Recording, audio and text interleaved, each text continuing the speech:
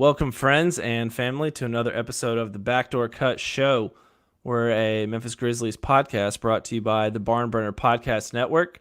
You can find us on iTunes, Spotify, all those fun places.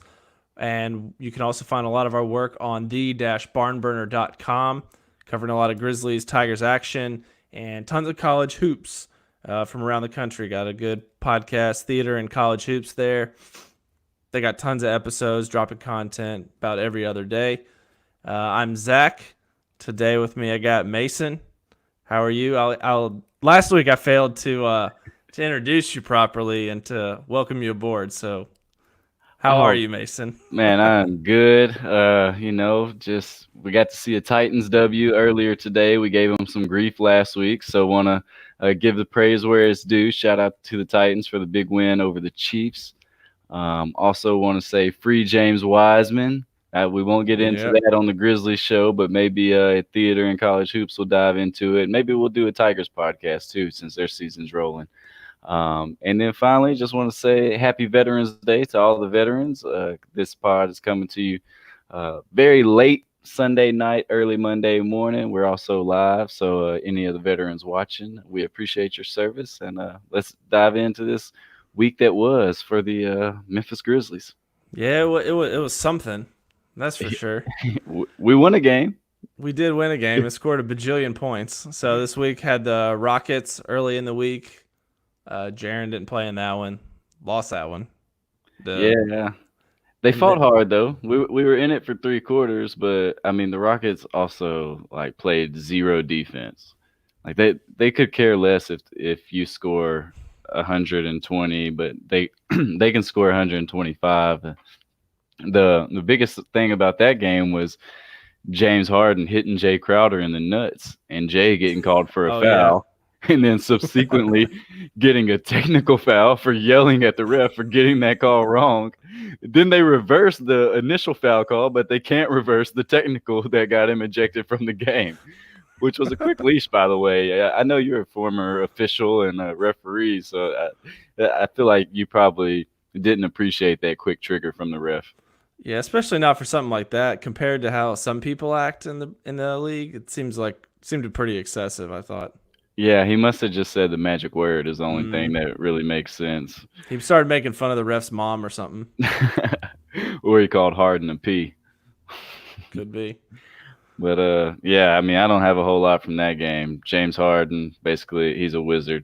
That shot he hit after that whole incident, the one he hit over Dylan Brooks when he, flung his arms and legs out trying to draw a foul, but still made the shot somehow. It was the most awkward 3-pointer I'd seen in a while, but he's something special, man. Yeah, I'm actually right now reading Sam Anderson's book called Boomtown. I heard about it on Zach Lowe's podcast, and it's about Oklahoma City. It kind of parallels how the city itself was formed, and then how the basketball team got there, and kind of the ebbs and flows and the dramas and the saga of that whole city. And so obviously James Harden's a big part of that. I tied that in. I've just been wanting to plug that I'm reading that book. I got to talk about what I'm reading. Yeah, I was wondering where that was going. It's been really interesting so far. Okay. It's a longer book, but I've enjoyed it. It's Oklahoma City seems like a pretty interesting place. Kind of some parallels to Memphis as far as the mentality of the people. Obviously, demographics and a lot of other things are different, but some of that small market, mid-major type city, kind of by your bootstrap type deal, that think they kind of feel the same way that we do. Yeah, well, one, that is this NBA city that has a haunted hotel, so that's something unique to OKC.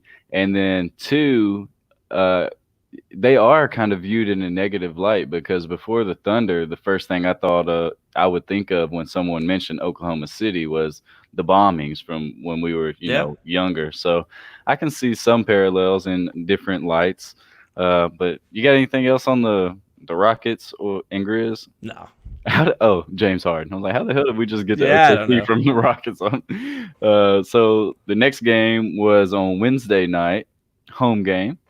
Karl Anthony Towns, fresh off a boxing match with Joel Embiid and getting choked out by Ben Simmons came into town and took a L. The Timberwolves, I didn't think it would be possible for a team to look worse defensively than the Rockets, but the Timberwolves proved me wrong. Like they Oh let yeah. us do whatever we wanted to do. We scored 137 points, and as we documented on the last show, and we'll probably continue to document throughout the season, this isn't a high-powered offense. Like it's No. what we have. But we can score in the paint. I think we had like 66 points in the paint that game or something like that. I want to say.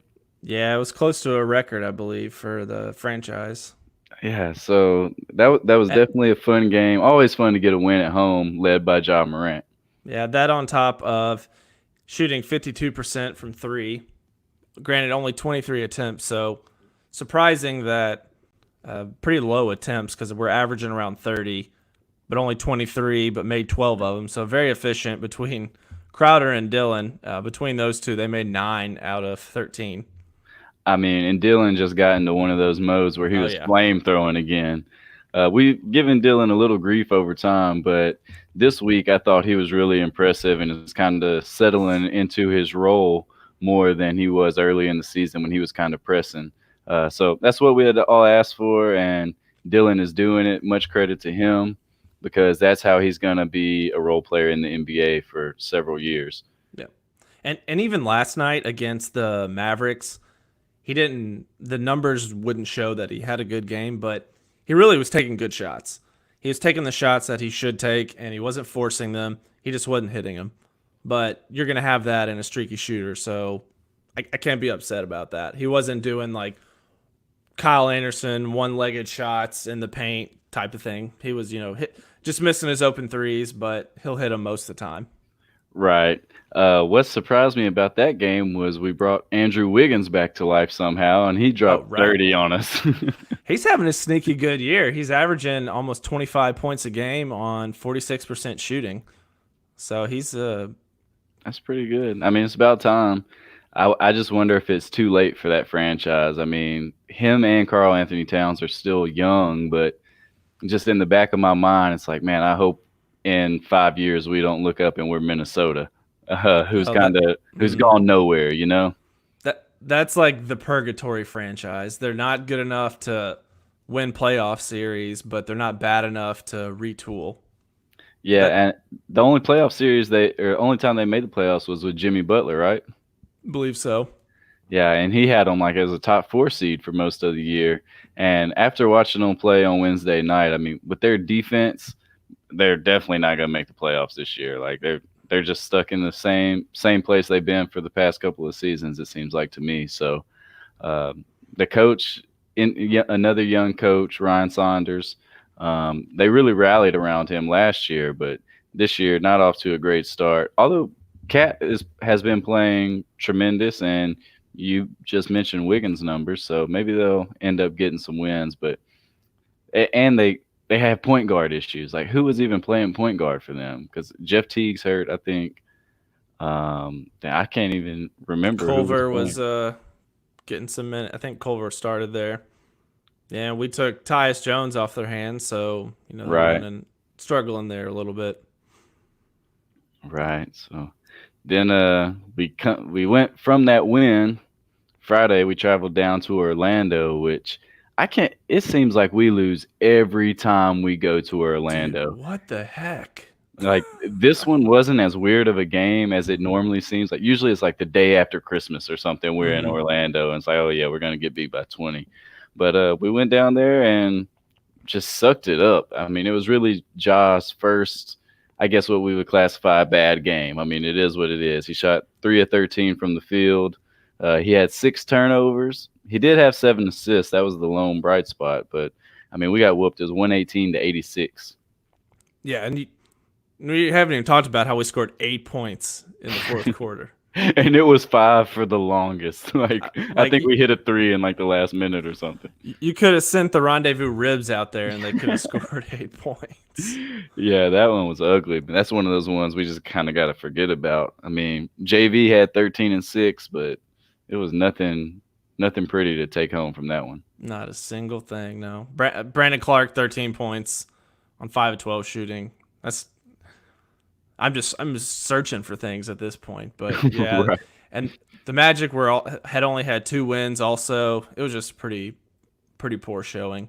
Yeah, it really was. And then last night, Saturday night, we followed that loss to the Magic up with another pretty lopsided loss to Dallas. That one was 138 to 122. And I think Luca had he almost had a triple double in 3 quarters. Is that correct? Yeah, 24 points, 14 rebounds, 8 assists. Yeah, the game felt closer than the final score would tell you, but also like you said, Luka didn't even play in the fourth quarter. Porzingis didn't play; he's being load managed or resting, and also Ja sat out that game, so we didn't get the full complement of stars in this one. But Yeah, the Brandon Clark Mavericks didn't too. really need it. Brandon Clark set out too. Oh yeah, yep. Um, so, and we'll get into his and Ja's kind of injuries here in a second. But Jaren Jackson came to life. He had 23 points. I only saw the first quarter of the game, which it started off a track meet and everyone was making threes. Jay Crowder was knocking them down. Dylan got his feet set and knocked one down from the wing. And then Seth Curry on the other end was on fire to begin the game. So how did Jaren get his offensive game going there in the second half? He had a couple of post up moves, a couple of drives. I think the defining play for him was trying to think. It was Boban. Boban was guarding him a lot, so that's kind of a weird matchup with Jaren playing the five whenever JV was out. There was one point where Jaren got the ball and over in the corner for three. Boban comes out to close him out, and Jaren does a fake like he's gonna drive in and does a step back and hit a three, and that was like one of those moments where Jaren's body language just totally changed. That was a very smooth move. Not a great chance that you're gonna shoot over the 7'10" guy with the crazy goofy long arms, but he created the space, made a solid shot, and that really kind of altered his body language there, which is really big for him, I think, especially with the foul trouble. You can tell he's just out. Whenever he does that, he's just mentally checked out.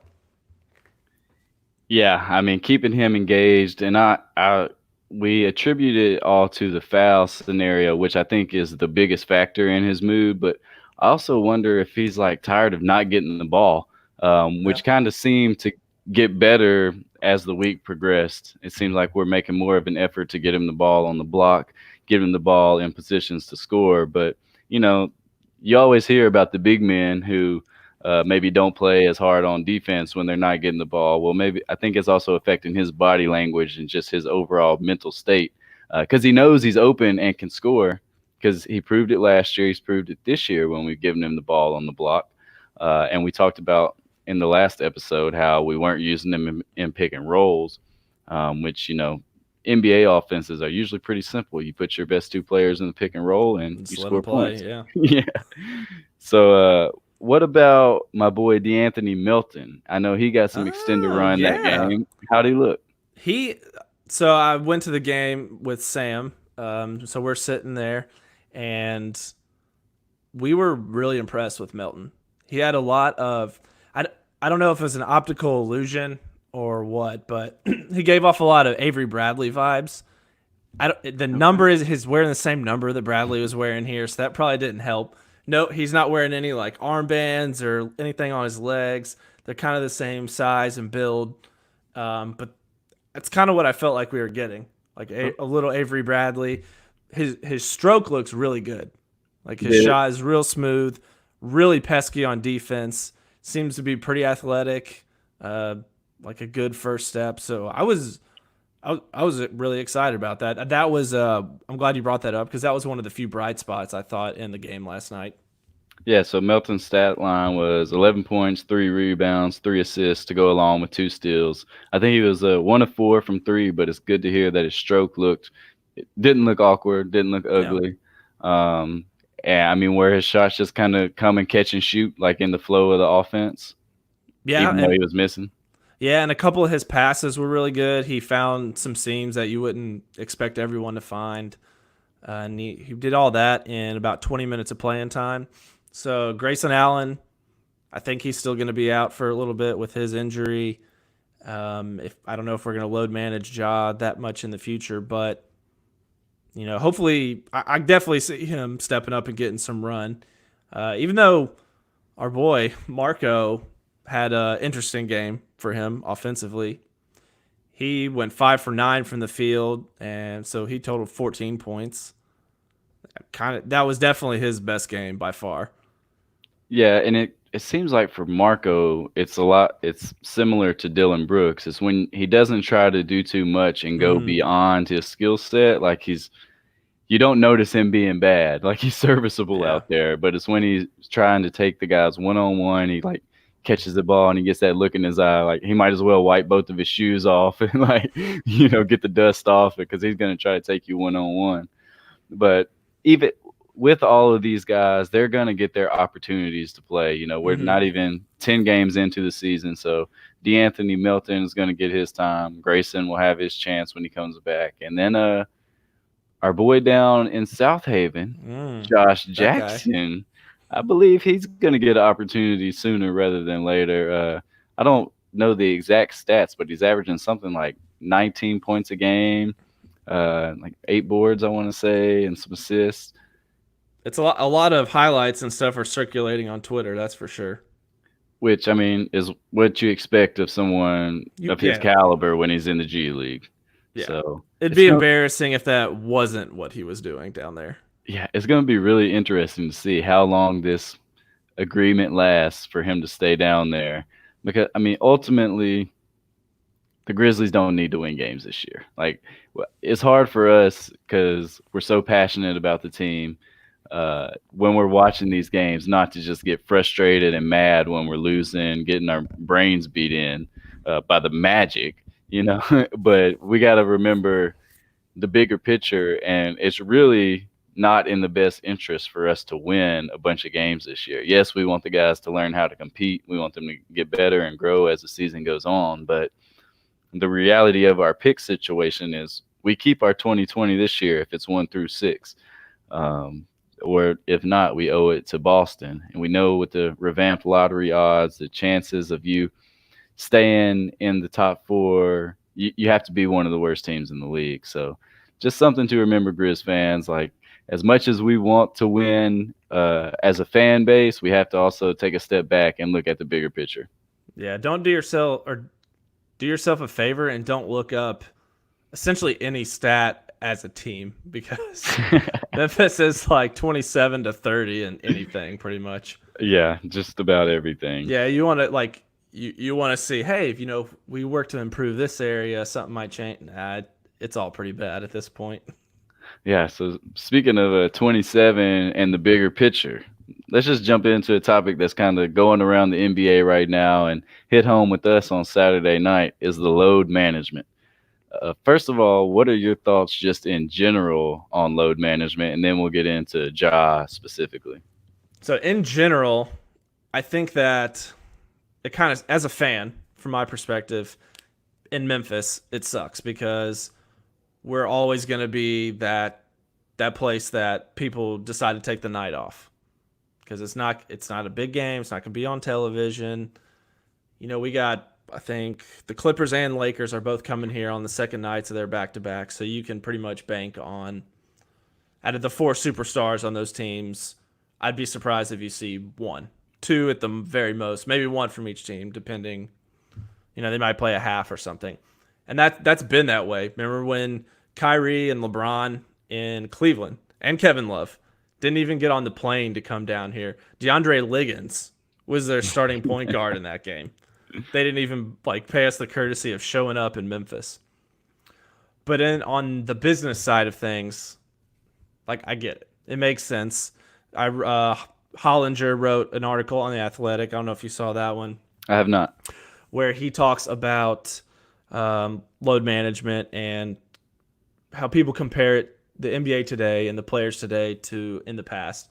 So his argument is that the game is different, obviously. The pace is much faster now, so that's that many more reps up and down the court that people's knees are bending their ankles, they're jumping, and that physicality from kind of the waist down, or not necessarily physicality like that non-contact, just that movement, repetitive movements of the running and jumping, that is a lot more intense than it was overall.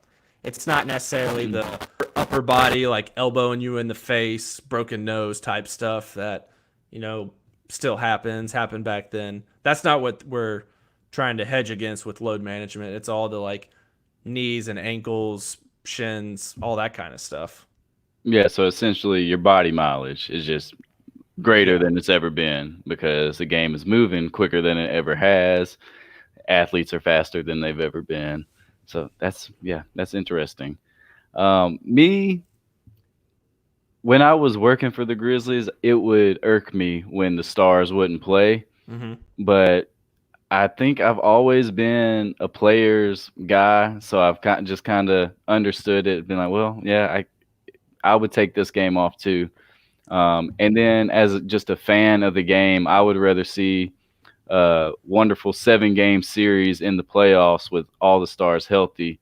And I don't know the science behind it, but people smarter than me and more well versed in all that stuff seem to think that load management really does work. We saw what Kawhi did last year, and with those results, I think it's kind of hard to argue against it because we do know that he was suffering from a quad injury. He's got a knee injury that's been lingering since San Antonio.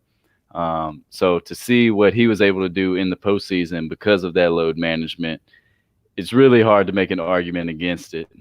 Yeah. As for Ja, some people were saying you should rest him on away games instead of home games because you're trying to reinvigorate the fan base. You got this young core, you want to sell tickets, but at the same time, when we get mad about LeBron and them, they're resting away games, and we're getting mad at that. So I think we're just selfish, and we want to see all the good players. It's true. I kind of was, thinking about this earlier with season tickets. So, you got your markets that are all sold out on season tickets no matter what. And I think of maybe Memphis. A lot of people, especially back in the day when we were perpetually terrible, not making playoffs, kind of in that phase that we might be in now, but we're trying to work out of. A lot of people, I assume, got season tickets to see the other teams. Right. So this load management is really going to, for those maybe more casual fans, not diehard fans of the team, it's going to be less of an incentive for them to go out and get season tickets. But I don't know like what that ratio is to the people that are going to have them anyway. Like I want to go to the games anyway because there's always someone on every single team that's interesting to watch. Right. And then it's truly about your team. That's really at the heart of it. That's what you should care about the most. I understand that there are those people. You could be a transplant and like literally not care about the Grizzlies, but just get tickets so that you can be around the NBA and see all the other superstars come in. That would be pretty discouraging, and I'd be like, yeah, probably not worth it. But if you're like an actual fan of the team, I think you would still go through with that purchase. Yeah, I agree. And I mean, to the larger point, Ja is already our best player, I'd say, so far this season at least. Yeah. And your best player usually helps you win games. And if the goal is to not win games, we don't know what the actual goal is of the front office. We know the coaching staff is coaching to win, but we don't really know what the organizational philosophy is. We know they want to get better, which is what we all want, but we don't know if they really want to keep that pick this year or not. I would assume so. But I think, did you have some numbers on Ja's minutes this year? Yeah, let me pull those up real quick. Because I think I saw, you had that he's 10th in total minutes for rookies. And then I broke it down to minutes per game, and he's 8th among rookies this season, which is not, he's the number 2 pick, so you might expect more. But the guards he's behind, he's 4th when it comes to guards. He's behind Darius Garland, who's 3rd, which is kind of surprising to me because Garland is coming off a knee injury last year. Yeah. but he did hurt it so early in the season. He probably had the full recovery timetable, so he should be okay. And then the other two are the Miami Heat guards, Kendrick Nunn and Tyler Hero. Hero. How do you say his name? I've heard hero more than hero, so hero? Let's pause a moment on these Ja minutes. We just learned that Ja is eighth in the rookie minutes per game, and he's fourth in the guards. But we brought up Miami. In Miami, well, on the plane from Miami, Dion Waiters, who is he a knucklehead in NBA circles? Is he considered a knucklehead? I think so. Maybe a I mean, lost he's kind of soul. like a very niche player. Also, like Dion Waiters Island. That's a very common term of like in the niche basketball world. I think Yeah, he's a you have to like. microwave type Yep. player. Like, yeah, he's someone I would normally be a stan of, and for whatever reason, I'm not on Waiters Island at the moment. I'm not saying I wasn't his rookie year, but so anyways, on the team plane, Dion Waiters gets too fucking high off of an edible that apparently one of his teammates gave him, has a panic attack, and now he's suspended 10 games by his team for conduct detrimental to the team. Well, I think almost the funniest part of that is that event was a newsworthy cycle that Woj tweeted Yeah. out. Who snitched? Yeah, yeah, right. Like, yo, Dion got too high, man. You got to tweak this. Was Woj high too? I don't know. Yeah. Maybe Woj did it. So, Zach, I ask you, which teammate gave Dion Waiters the edible? So I'm gonna go with Myers Leonard. I think he probably recently had a trip up to the Pacific Northwest to visit his old teammates. And what country is he from? That would play better into this story, I think. Myers Leonard? Yeah, is he American or? Yeah, he's from America. No. His name is Myers Leonard. I don't know. I thought he's like German or something. I I don't don't know. think so. Yeah, so I think he got some from the P&W, brought it back, let Dion take a taste, and got him suspended without pay for 10 games. Myers Leonard is from Woodbridge, Virginia. It's about the most American place ever. Dadgummit.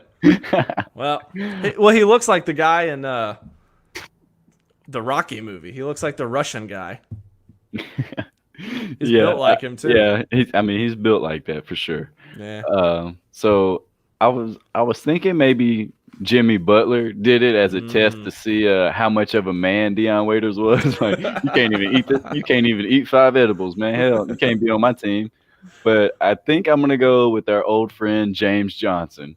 He seems like a trickster who might have a few edibles on him. You know, martial arts. He's probably all into the. He's managing his pain, probably. Yeah, you be in tune with your body and that type of stuff. He seems like a guy who could, you know. Well, first of all, he seems like he could smoke a lot of blunts in a row. But alternatively, he probably could have some edibles on the plane, you know, and chill out, get some sleep. So I'm gonna go with James Johnson, giving Dion Waiters the edible. That's a good one too.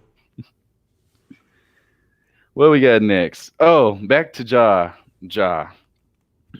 So 8th in rookies in minutes per game, 4th in guards, and then I was looking at rookies the last 5 years, rookie guards, and their minutes per game, and number 1 is Lonzo Ball. His rookie year, he averaged 34.2 minutes per game, which was, I don't know why I found that so shocking, but I did not expect him to be up there.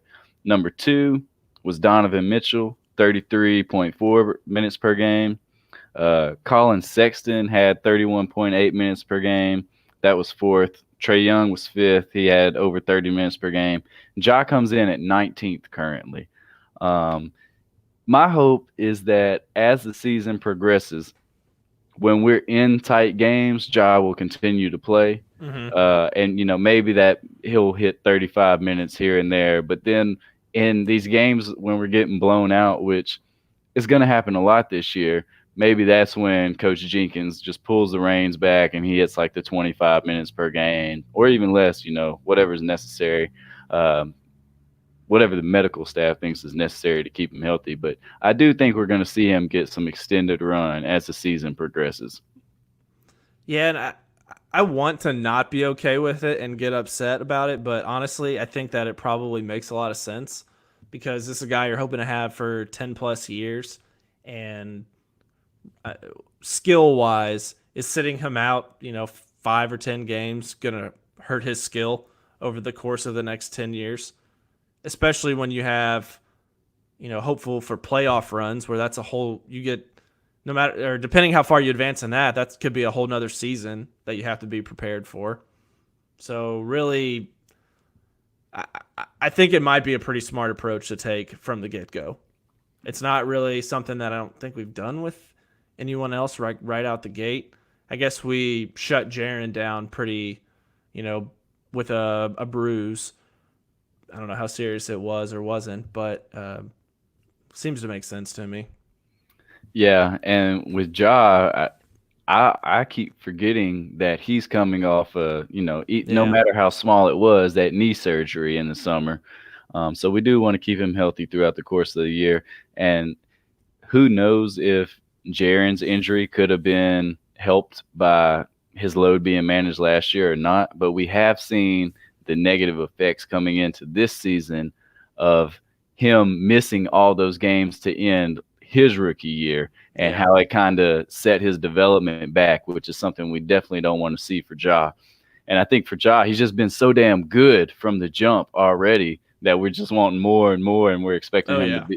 to be Dame Lillard and play those type of minutes. And we just gotta, as the fan base, we just gotta pull the reins in and just remember that we're here for the long term. But I did see a lot of negativity on Twitter last night about Ja resting. Like as soon as the news was announced, I was going through and checking people's mentions, and there was a lot of, "Oh, I was gonna buy tickets. I'm glad you released this. Uh, why are they load managing him and all this stuff?" Yeah. So there is some negativity, but the Grizzlies knew that there would be that type of backlash when they announced it, when they made the decision. So that's just something they're gonna deal with, take that on the chin, and do what they think is best for Ja's future. Yeah, I mean, the ire of a few dozen fans who didn't buy the tickets, Right. that does not offset the value of that guy's legs Yeah. I mean, they're over the not season course of a ticket holders career. anyway. Yeah. So And I mean, those Mavs tickets couldn't have been super expensive. no, not at all. Not at all. What we got up next? Kind of speaking with load management. So let's see. I did a little digging, and out of the 15 guys who were all NBA last year, what do you think the average number of games played was? Because you got guys on that list like Kawhi, obviously, uh, Embiid, a couple other guys who have had recurring injuries they're pretty precautious with their playing time. What do you think the total number of like the average number of games played for that for all the all NBA teams was? Whew. So those 15 players, there's 82 games in the season. I wonder how many played all 82. That's also a good question. I'm I gonna have that. I'm gonna say about 73. 73 games. Dang. Do you look at the notes? No, I did not Oh yeah, actually. 72 and a half. That's right on. Dang. Okay. So the low being LeBron, who legit got hurt, and so that's kind of like an outlier. And then Kimba is actually the only one that played all 82 games. Wow. So those are kind of the two outliers. You got LeBron's the only one that played in the 50s. Kyrie, Curry, Kawhi, and Embiid all played in the 60s. And then you have Harden, Giannis, Cat, Durant, Westbrook, Blake Griffin, Paul George all played in the 70s. And then Jokic, Lillard, Kemba in the 80s. Damn. I think the most shocking to me is Blake Griffin playing more than like Steph and Right? Kyrie. Yeah, I was really I had to double check that one. I was like, how did he play 75 games? Because he's already missed. He's playing tomorrow for the first time, so that's what 9, 10 games he's missed this year. Yeah. So he's already missed more this year than he did all of last year. Wow. And then from those rookie numbers I was talking about earlier, Colin Sexton was the only one I saw that played all 82 games. Mm, So we know that's out of the question for our rookies this year, right. as they both set out. So it's going to be interesting to see how many games Ja plays. I'm thinking around 70, 72 if all goes well. I think that's a fair number. Yeah, and that's almost 90% of the game, so still a pretty hefty sample size overall. Yeah, and I mean, I guess we'll take into account that he's gonna be off all summer. I mean, we ain't making Yeah. the playoffs, you know. Maybe some USA basketball training camps, stuff like that. That'd be cool. Some other interesting notes. So, of those rookie guards from the past 5 years, currently Ja is number 4 in assists per game out of all the guards that were drafted the last Wow. 5 years, and Oh, wow. he's third in field goal percentage, which he's not really. You know, I didn't be his size and not being a great shooter. I didn't expect that, but that's promising. I mean, the guy Yeah. knows how to score. He can get buckets. His outside shooting's not been too terrible this year either, I don't think, so far. I I think it's mean, better than we were projecting, at least. definitely for a rookie, my kind of scale is that shit ain't too broke. So it's got a chance to continue to get better, and I mean he's gaining more confidence in it too. Like as when they slip under a screen early in the game, like he's not afraid to let it fly. Yeah. Speaking of letting it fly, so we're going to try something this week called Stud and Dud. So we'll each go and pick a player who we thought excelled this week and then someone who struggled this week. So I had 4 game slate this week. Next week, there's only 2, I believe, 2 or 3. So a little less sample size. But this week, was really impressed with Jay Crowder. He averaged 13 points, 4 rebounds, shot 44% from 3 with over 6 attempts per game. His week was kind of split in 2 pairs. He had 8 points against the Rockets in Orlando and then 18 points against the Wolves and the Mavericks. But really, his usage rate is one of the highest on the teams, I believe, right behind Morant's. We talked a little bit about it last week about him just literally letting it fly, shooting. He shot well against Dallas. I was talking to Sam about it yesterday, and we were like, man, what if we had him back in the day instead of Jeff Green? Like, he would have been a really good player on those Grizzlies teams. I think he really could have helped fill that role out. It's kind of a bummer if you could only go back and make that happen. Right, and I mean he would have been a completely different player than we're seeing this year. Not that he wouldn't still be shooting threes, he just wouldn't be jacking them at this clip Right. that Yeah. he is. Oh, he's jacking them for sure. Yeah, He's just hitting them right now. the only time I get mad is when someone is on in the post and he like takes a step back. But yeah, a good week. That's a good pick. My stud of the week, I'm gonna go with Brandon Clark. I think he was a plus 8.3 in the 3 games he played this year, which is obviously the best on the team because we got blown out a couple times. And just every time he gets on the court, he continues to impress. And it's not that he does anything spectacular, although he can. It's just the little things, man. And like that floater is like Mike Conley-esque.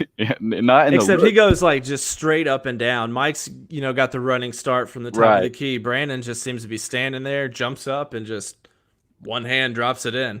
Yeah, but like that shot is becoming a thing. You know, you got the Mike Conley floater, you got the Z-bound, you got the Gasol shot from the free throw line, and that Brandon Clark, it is so weird. I'm still not understanding how the bigger defenders don't block it, but he's able to get it off.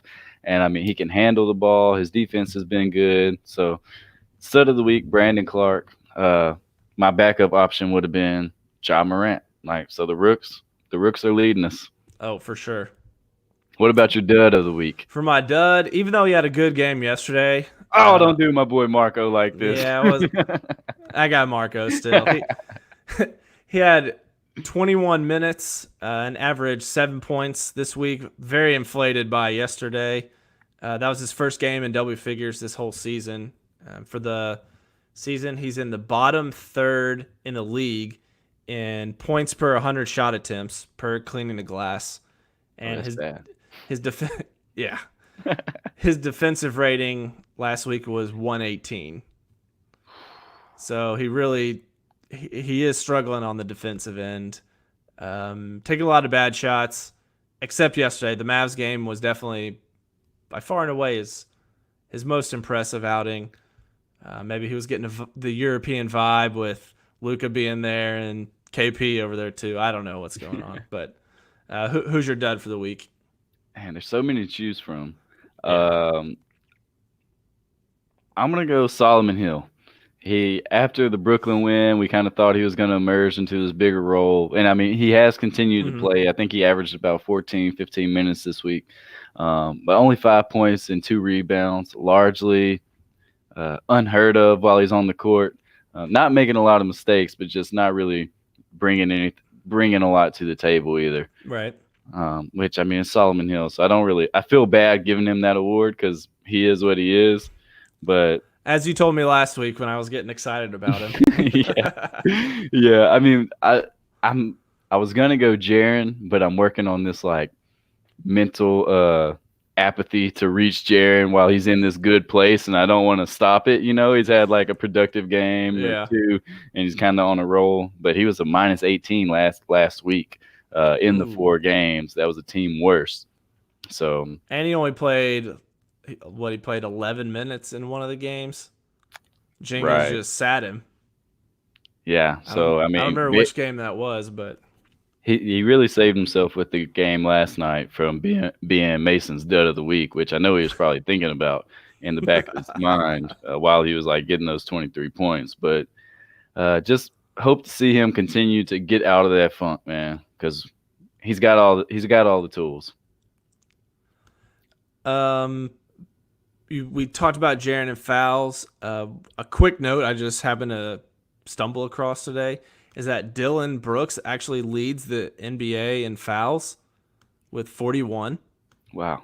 Through 9 games. That was before the Sunday evening slate, so that's probably different. But Jaren was third with 33, I believe.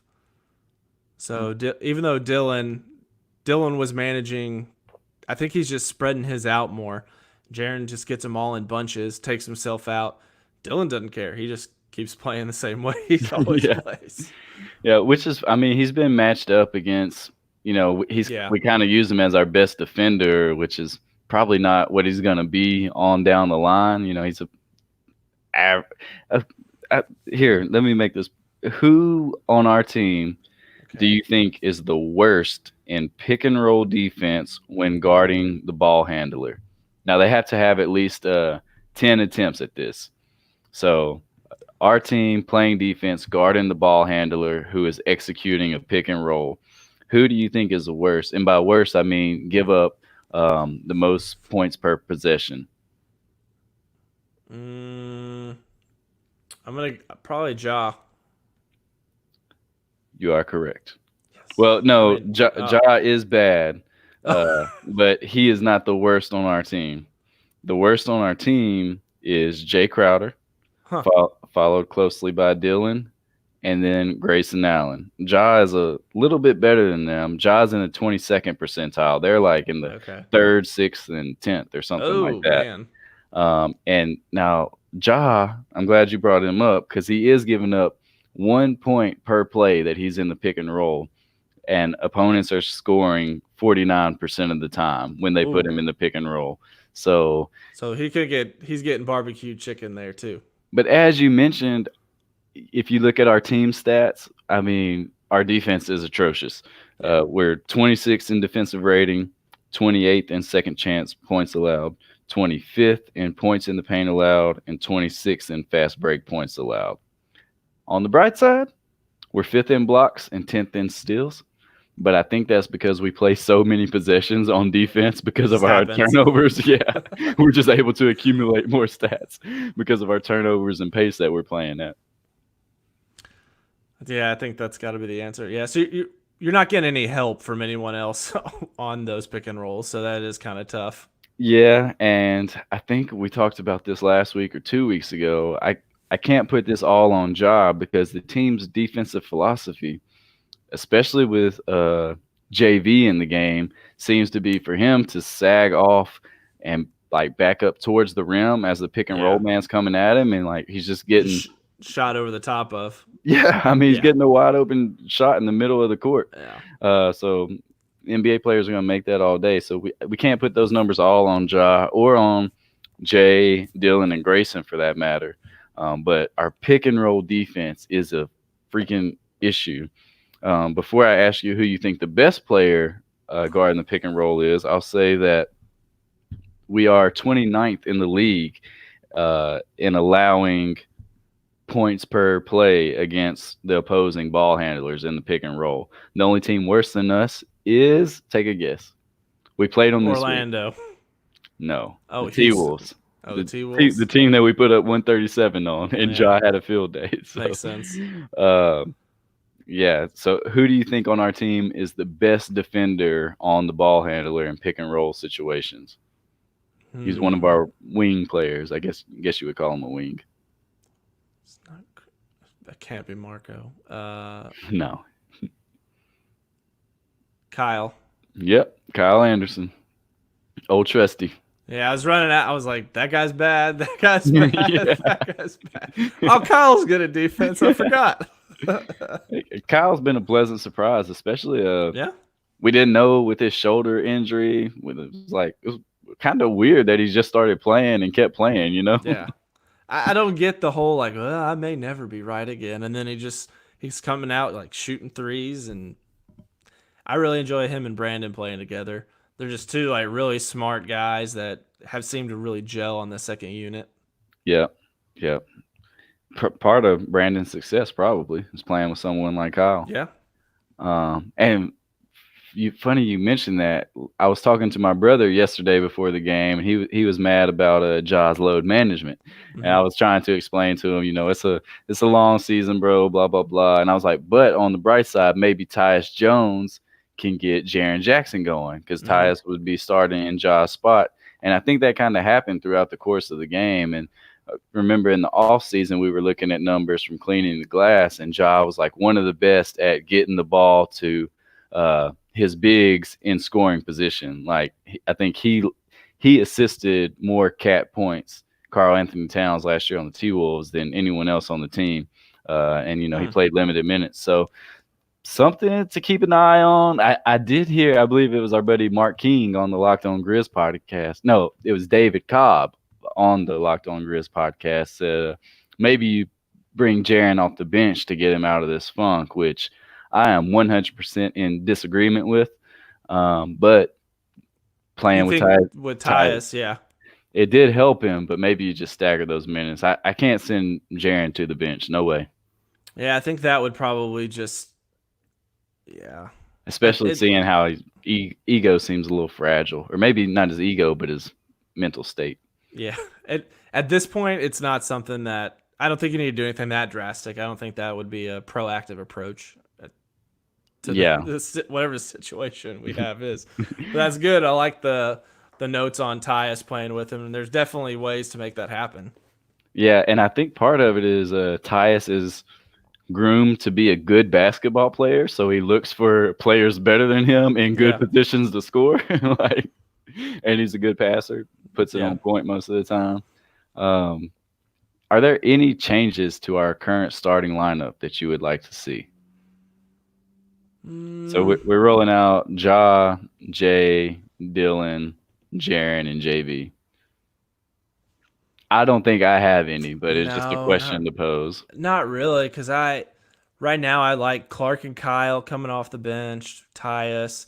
I could see if Melton becomes really involved, maybe you could slot Tyus in there for Dylan occasionally. Just kind of see what that two ball handler lineup would look like. If Melton, kind of comes into his own and can hold down that second unit. I think that's the only thing I could think of.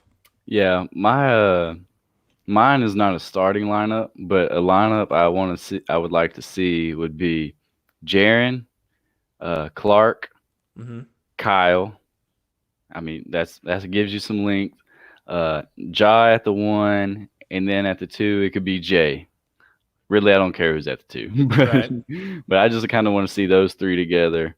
Or maybe you even go Ja, Kyle, Bruno, Brandon, and Jaren. That could be an interesting lineup.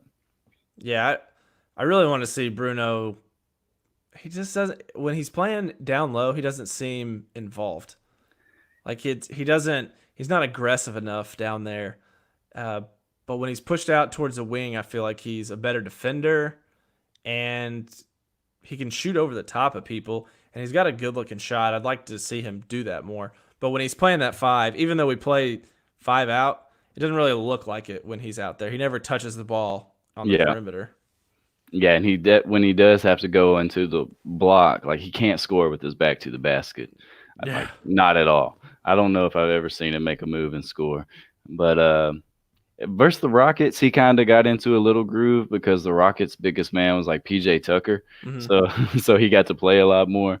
Did he play against the Mavs much on Saturday? Not a lot.